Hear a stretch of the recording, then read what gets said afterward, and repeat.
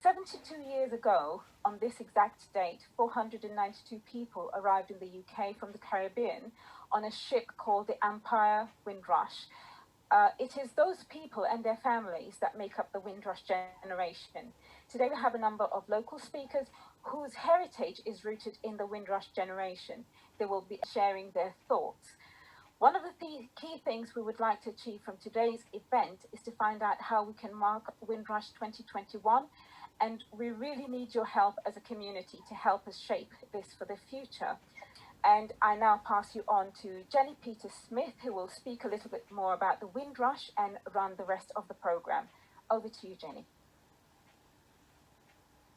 Thank you very much, Dungay, and good afternoon, everyone. So good to see you all today. So, as Dungay explained, this Windrush Day event, marks, the day in 1948, when the first, raft of people arrived, from the Caribbean, invited by the British government to come and help rebuild Britain after the war. And so in 2018, because of the Windrush scandal, which I'm sure a lot of you would have heard about, that there was a big call to have a day to actually not to mark the scandal, but to praise, to highlight the contribution of those people who came from the former Commonwealth countries and who actually helped to rebuild Britain. So we're now going to have a video. Who are the Windrush generation? They've come to seek work in Britain and are ready and willing to do any kind of job that will help the motherland along the road to prosperity.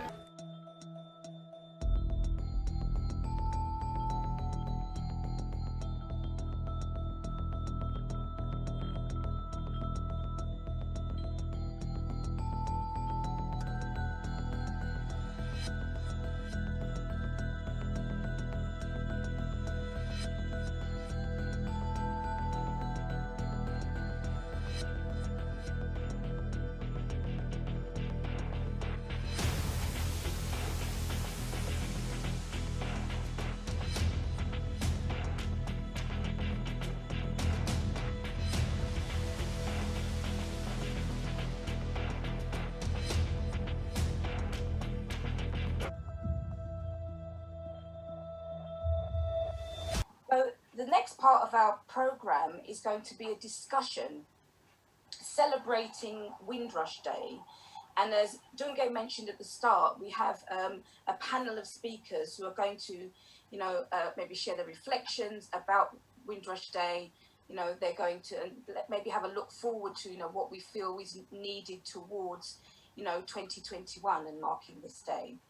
As I call you to the floor, the virtual floor, if you are representing an organisation, if you could also say that. And each speaker will have 5 minutes each. And so the first person today will be Sidra Naeem. Hello, thank you very much for inviting me to today's Windrush Generation Day. I'm really privileged to be here as a non-black person. I'd like to start off the conversation to explain that, like what lovely black people went through, the Asian community also went through exactly the same. So did you know that even before the Windrush generation, black people came to this country and actually fought in the First and the Second World War. They actually helped to make Britain, Great Britain. And did you know that what is so interesting is that that was not really focused on in schools or in the history books. It's never focused on that. It's actually people from different ethnic minorities that actually helped to fight in the world wars. And that's actually very, very sad. And it was then after that some of the people from the army remained also in Britain and helped then to build up Britain. Britain was actually in ruins after the Second World War. And obviously we know that Windrush generation were actually invited by Britain themselves, but that was not common knowledge amongst the community. The government knew, but people mainstream people, they did not know that why are black people actually here. And I think that that is very, very sad. And that is then where the racism kicked in. They were actually likened to dogs, which makes me very, very sad. When my dad first came here in 1962, he told me that on hotel doors, it actually was written, no blacks, no Asians, no dogs, and no Irish allowed. So black and Asian people were actually likened to dogs, which is very, very sad. And when the Windrush generation came here, then not only did they build up Britain, they actually contributed hugely amongst in the railways, in the domestic and hospitality industries, and in the NHS. Look at all the nurses, so many of the nurses, 80%, did you know, are from the black community. And that's actually even being seen nowadays during the coronavirus. We can see that the people from the black people are actually the frontline workers, putting their own lives at risk during the coronavirus, yet they are more prone to catching the coronavirus because of their genetics, because of low vitamin D levels, less immunity, all that kind of stuff. They are putting their lives out. Yet we know as soon as this coronavirus finishes, nobody is going to class anybody who is from a BAME community as heroes, you know. If you look at 2006, while the Labour government was actually around, they added up figures, and did you know that the economic benefit gained from black migrants was £6 billion? And that is huge, and that is just in 2006, which means it's actually a lot more now. So the world's fifth biggest economy, Britain, it's actually the black people and the legacy of immigration that have helped the country to achieve this successful economic status, and boosted its economy and cared for its people.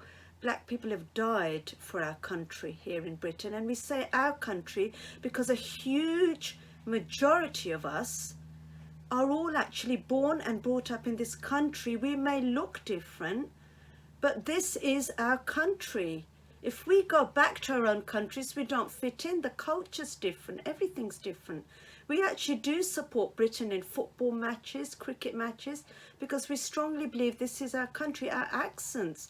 Jenny spoke to me the other day on the phone, and I thought she was English.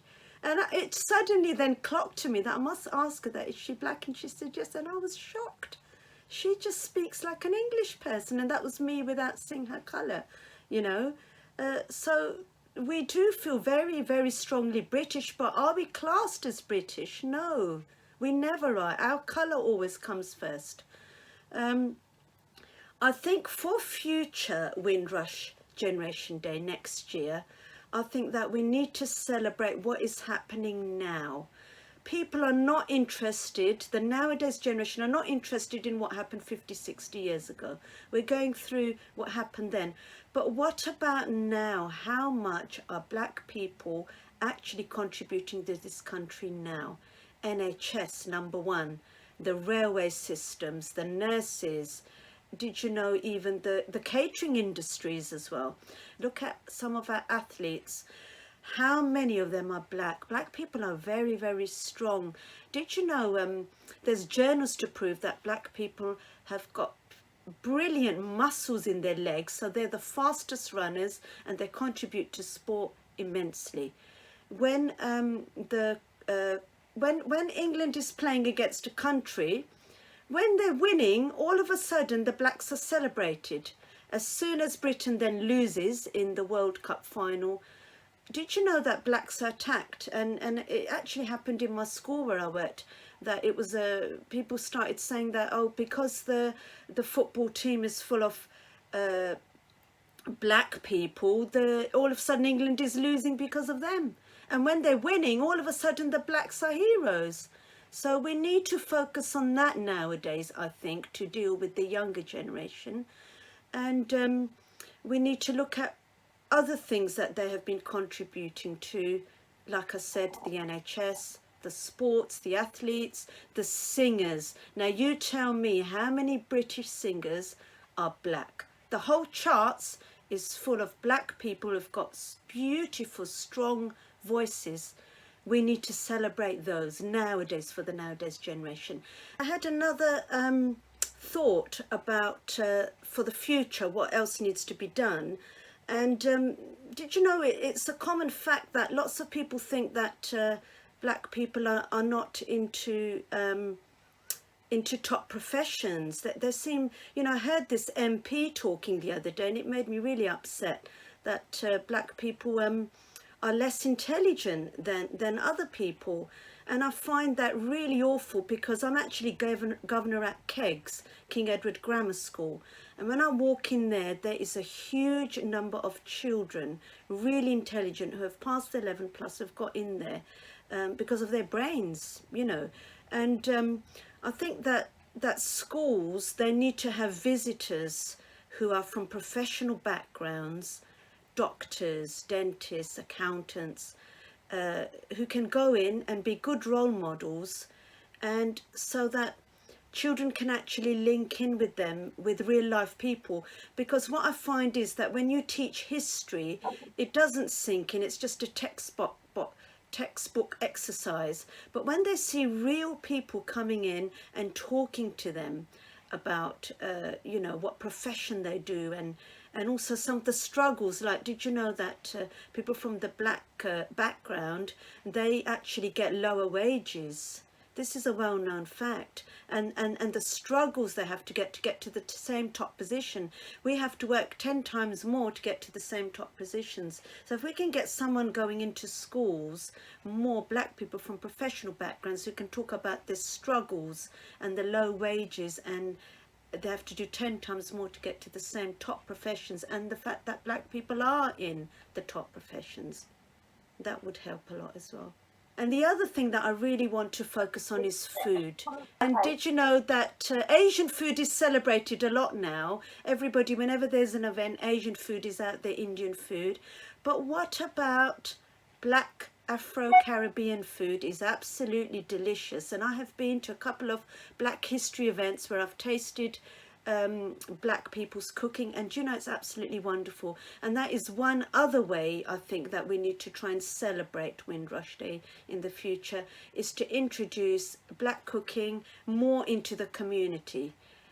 White British love Asian cooking, but I don't think it's celebrated enough about black cooking, jerk chicken and all of that kind of delicious stuff. Start bringing that into the Black History Months and all the other events, and watch everybody flooding in for the food. That's what has worked for our community, so I think that can work for the black community as well. Thank you very much. Thank you. Thank you, Sidra. Yeah, really crucial point. So now I'm going to hand back to Dungay for some summing up. I just want to end by thanking all of you for your contributions, and thank you, Jenny, for being such a wonderful host. I want to thank everybody who has come here today, Yetunde, Ike, Sidra, everybody on the list. I just want to thank you all for participating. So all that's left for me to do right now is to thank everyone for coming and to say goodbye. Thank you so much, everyone. Bye. Thank you. Thank you. Thank you. Bye.